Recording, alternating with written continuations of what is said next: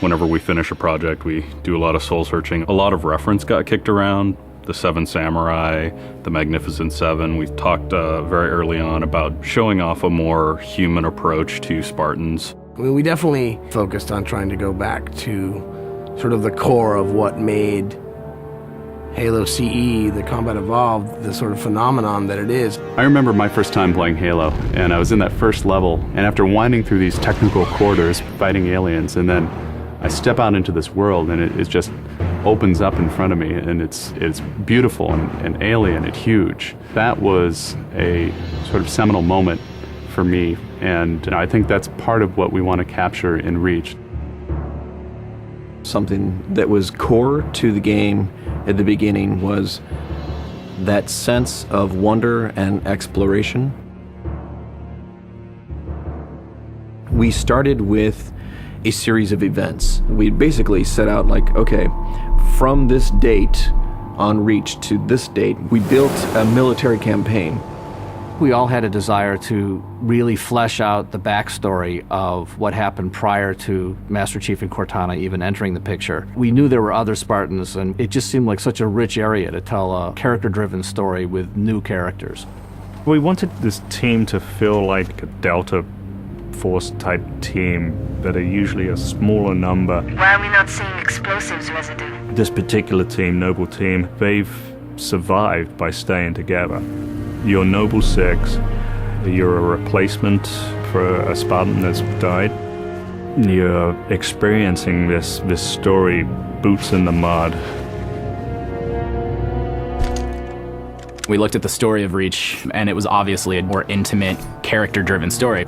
We really needed the attention to real-world detail, trying to make these characters' faces really feel like believable. We started everything over from scratch, came up with a whole new rig for how we animate faces and also how we approach like texturing them, modeling them, everything, and just put a lot more time. Difference about a couple million polygons. We absolutely want Reach to tell a human story, and that's going to require us to invest significantly into higher fidelity models, much more open environments, larger numbers of AI than ever before in a Halo game. To pull off the vision for what we had for this game, we ended up gutting almost every part of the engine, retooling things to make it run faster, to make it run better, it look better. We had to throw out all of our technical systems. We had to then throw out the content that went with it because that content didn't represent the new bar we were going for. Copy that, on our way. Don't need command to tell me. Been on hers half my life. Let's shoot it. We've got a great team of guys, and they could take motion capture and they could make the poses way more dynamic, way more expressive. Those changes bring out the life, they bring out the style of our characters. We had probably 4 times the amount of polygons to play with this time around, which gave us a lot more freedom and creativity in what we wanted to achieve. When you look at total engineers that are actually putting code that are actually affecting this game, I mean, it's massive, 30 plus guys. It's crazy. When you shoot a rock face, you'll see sparks, rock chips, dust. In Halo 3, we had a maximum of 100 colliding particles. In Halo Reach, we have thousands. We've got much more customizable Spartans than we've ever had in the past. The number of polygons we can draw at one time has skyrocketed. It's changed the way we build things up close as well as out far. This is where Noble Team arrives, and then you're going to work your way down, all the way down these terraces. Big open environments, epic skyboxes. These are things that are quintessential to Halo. Like, we're building a planet that exists 500 years from now. We want to build spaces that you want to explore. We want to put twice as many characters, vehicles, and weapons into that environment.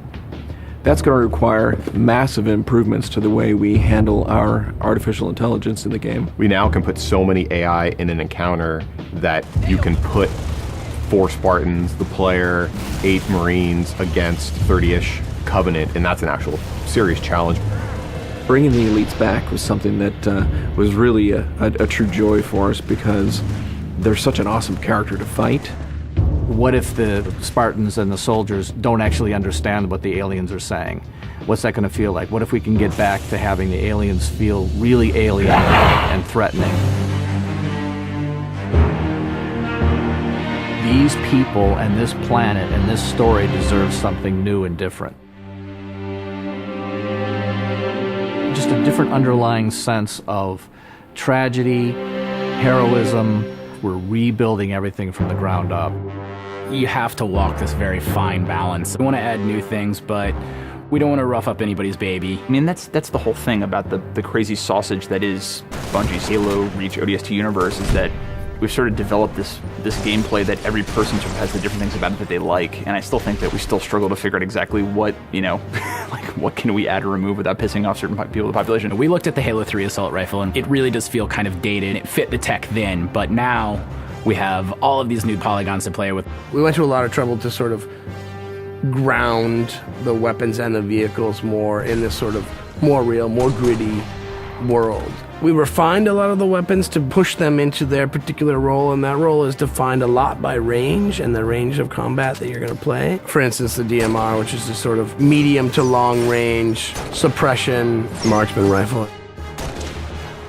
It's going to be a sandbox game. It's not going to be a carefully scripted game where every movement of the AI is controlled by a mission designer. It's much broader than that. It allows the player to deal with encounters in their own specific way. There's definitely going to be offhand grenade throwing. There's definitely going to be vehicles. There's definitely going to be a large number of weapons that are incredibly powerful, incredibly accurate, that allow the player to feel like a badass. Now, if you melee him in the back of the head, like you really mean it, you're holding down on the button, and you will launch into this more elaborate animation sequence. It's going to be a very different campaign experience for people overall. We're doing stuff in the campaign that people absolutely won't expect from a Halo game. Bigger battles. Brand new cast of characters. An incredibly ambitious game. Every neuron in my head is firing with just reach, reach, reach. We knew from the beginning what the end was going to be. This is the definitive Halo made by the people who created Halo.